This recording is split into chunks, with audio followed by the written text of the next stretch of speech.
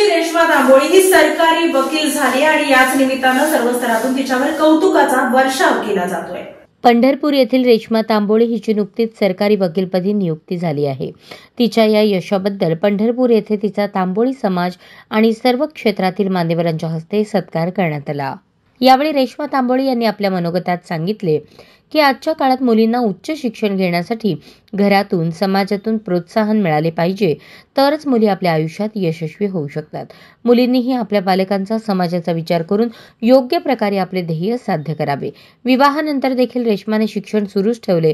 यासाठी तिचे पती आणि घरातील सर्वांनी उच्च शिक्षण घेण्यासाठी प्रोत्साहन दिले। हा आदर्श सर्वांनी घ्यावा यासाठी या सत्कार सोहळ्याचे आयोजन करण्यात आले होते।